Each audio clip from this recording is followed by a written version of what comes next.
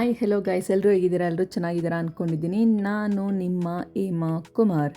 ತಿರುಪತಿಗೆ ಹೋಗೋ ರೋಡಲ್ಲಿ ಇರುವಂತಹ ಮುಳುಬಾಗಿಲು ಅನ್ನೋ ಪ್ಲೇಸಲ್ಲಿ ಮುಳುಬಾಗಿಲು ದೋಸೆ ಸಿಗುತ್ತೆ. ಸೊ ಆ ದೋಸೆ ಫೇಮಸ್ ಆಗಿರೋದ್ರಿಂದ ಆ ದೋಸೆ ತಿನ್ನೋದಕ್ಕೋಸ್ಕರ ನಾವಿದ್ದೀವಿ ಮುಳುಬಾಗಿಲಲ್ಲಿ. ದೋಸೆ ಕಾರ್ನರ್ ಅಂತ ಇದೆ, ಅಲ್ಲಿಗೆ ನಾವು ದೋಸೆ ತಿನ್ನೋಕ್ಕೆ ಬಂದಿದ್ದೀವಿ. ನೋಡ್ಬೋದು, ನಾವೆಲ್ಲ ಇವತ್ತು ಆ್ಯಕ್ಚುಲಾಗಿ ತಿರುಪತಿಗೆ ಹೋಗ್ತಾಯಿದ್ವಿ. ತಿರುಪತಿಗೆ ಹೋಗೋ ರೋಡಲ್ಲೇ ಇರೋವಂತಹ ಇದು ಮುಳುಬಾಗಿಲು ಅನ್ನೋ ಪ್ಲೇಸಲ್ಲಿ ಮಾಡುವಂಥ ದೋಸೆ ತುಂಬ ಫೇಮಸ್ ಅಂತ ನನ್ನ ಫ್ರೆಂಡ್ ನನಗೆ ಸಜೆಸ್ಟ್ ಮಾಡಿದರು. ಸೊ ಅಲ್ಲಿ ನಾವು ದೋಸೆ ತಿನ್ನೋಣ ಅಂತ ಹೇಳಿಬಿಟ್ಟು ಹೋಗ್ತಾಯಿದ್ದೀವಿ. ಏನಂದರೆ ನನಗೆ ಅಲ್ಲಿ ತುಂಬ ಹೇಳಿದ್ರಿಂದ ನಾನು ಯಾವ ಥರ ಇರುತ್ತೋ ಏನೋ, ಯಾವ ಥರ ದೋಸೆನೋ ಅಂತ ನಾನು ಅಂದ್ಕೊತಾ ಇದ್ದೆ. ಬಟ್ ಆ್ಯಕ್ಚುಲಾಗಿ ಚೆನ್ನಾಗಿತ್ತು. ನೀವು ನೋಡ್ಬೋದು ಯಾವ ಥರ ಮಾಡೋದು ಅಂದ್ಬಿಟ್ಟು. ಇಲ್ಲಿ ನೋಡ್ಬೋದು ಚಿಕ್ಕದು ತವಾದ ಬರುತ್ತೆ, ಚಿಕ್ಕದು ಏನು ಇಂಚ್ ಬರುತ್ತೆ, ಆ ಇಂಚಲ್ಲಿ ದೋಸೆ ಹಾಕ್ತಾರೆ. ಇಲ್ಲಿ ಪುಟ್ಟದಾಗೆ ಇರುತ್ತೆ ದೋಸೆ. ಸೊ ತಿನ್ನೋದಕ್ಕೆ ಕ್ರಿಸ್ಪಿಯಾಗಿ ಚೆನ್ನಾಗಿರುತ್ತೆ. ನೋಡಿ, ಈ ಥರ ದೋಸೆ ಮಾಡೋದು ಯಾವ ಥರ ಮಾಡ್ತಿದ್ದಾರೆ ಅಂತ ನೀವು ನೋಡ್ಬೋದು. ಏನಂದರೆ ಈ ಕಡೆ ತಿರುಪತಿ ಕಡೆ ಬರೋವಾಗ ಈ ದಾರಿಯಲ್ಲಿ ಏನು ಸಿಗುತ್ತೆ, ಈ ದೋಸೆ ಅಂದರೆ ಇಲ್ಲಿ ಫೇಮಸ್. ಅಂದರೆ ಇಲ್ಲಿ ಎಲ್ಲ ರೆಸ್ಟೋರೆಂಟಲ್ಲಿ ಮೋಸ್ಟ್ ಆಫ್ ಎಲ್ಲ ಕಡೆ ಇದು ಸಿಗುತ್ತೆ. ಆ್ಯಂಡ್ ಇಲ್ಲಿ ಈ ಜಾಗದಲ್ಲಿ ಮಾತ್ರ ಈ ದೋಸೆ ಸಿಗೋದು.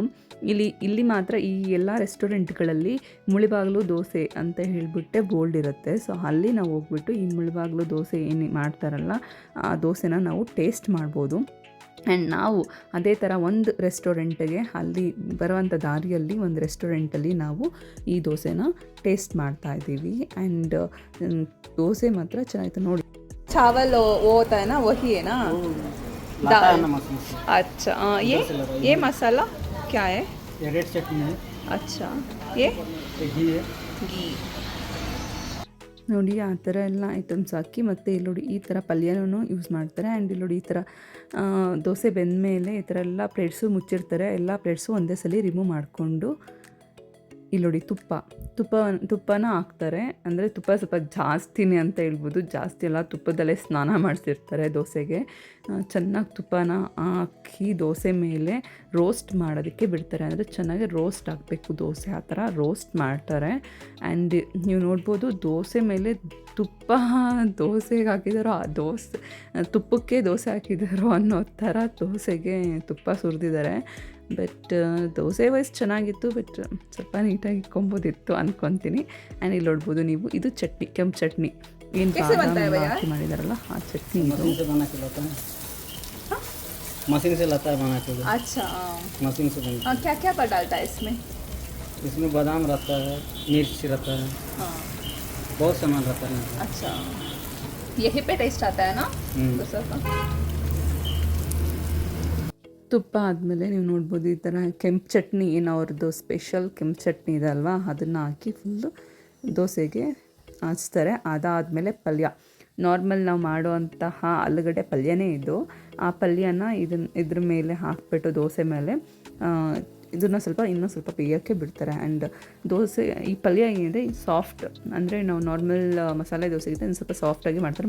ನಾರ್ಮಲ್ ಮಸಾಲೆ ದೋಸೆಗೆ ಹಾಕುವಂಥ ಪಲ್ಯನೇ ಇಲ್ಲೂ ಕೂಡ ಯೂಸ್ ಮಾಡ್ತಿದ್ದಾರೆ. ಇಲ್ಲಿ ಏನು ಸ್ಪೆಷಲ್ ಅಂತ ನಾವು ಹೇಳೋದಾದರೆ, ಡಿಫ್ರೆಂಟ್ ಅಂತ ಕೇಳೋದಾದರೆ, ಇಲ್ಲಿ ಇವರು ಬಳಸಿರೋಂತಹ ಕೆಂಪು ಚಟ್ನಿ ಏನಿದೆ ಅಲ್ವಾ, ಆ ಕೆಂಪು ಚಟ್ನಿ ಸ್ಪೆಷಲ್ಲು.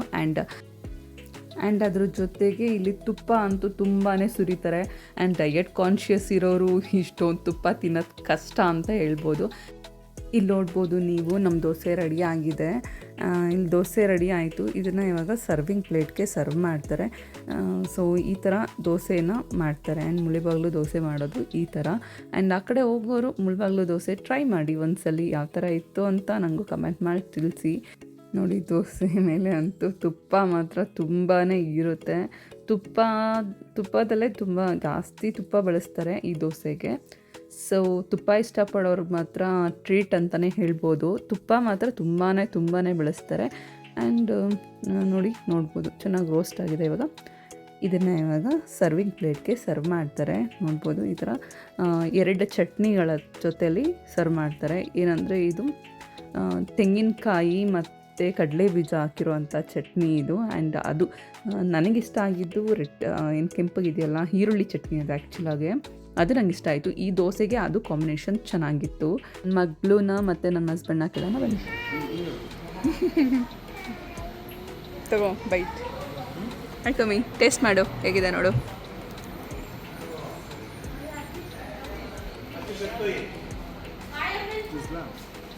ಹಾಂ.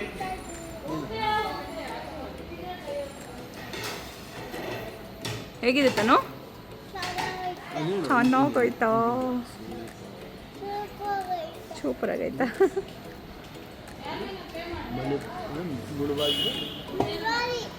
ಮುಳಿಬಾಗಿಲು ಮಸಾಲೆ ದೋಸೆ.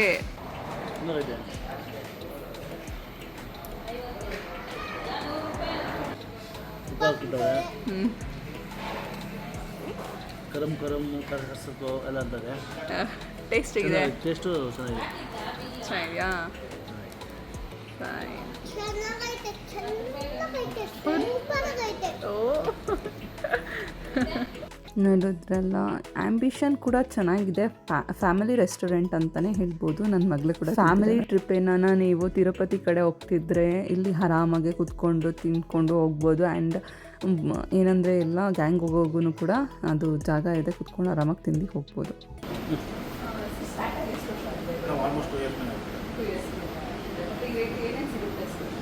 ಸ್ಪೆಷಲ್ ಅಂದರೆ ದೋಸೆ ಮೇಲೆ ಅದು ಬಿಟ್ಟು ನಾರ್ತ್ ಐಟಮ್ ಎಲ್ಲ ಸಿಗುತ್ತೆ. ಸ್ಟಾರ್ಟರ್ಸ್ ಸ್ನ್ಯಾಕ್ಸು ಪ್ಲೇಸ್ ಬಂದು ಮುಲ್ಬಾಗ್ಲು ಬೈಪಾಸಲ್ಲಿ ಬೈಪಲ್ಲಿ ರೋಡ್ ಹತ್ರ ಬರುತ್ತೆ. ರೋಡ್ ಬೈಪಾಸಲ್ಲಿ ಬೈಪಲ್ಲಿ ರೋಡ್ ಹತ್ರ ಏನಿಲ್ಲ ಮೇಡಮ್, ಮುಲ್ಬಾಗ್ ಟೌನ್ಗೆ ಹೋಗೋ ಬದಲು ಬೈಪಾಸ್ ಇರ್ತದೆ ಸಾಕು. ಮಾಡ್ಬೋದು. ಏನು ಬೇರೆ ಟರ್ನಿಂಗ್ ಎಲ್ಲೂ ಸಿಕ್ಕೋದು ಇಲ್ಲ.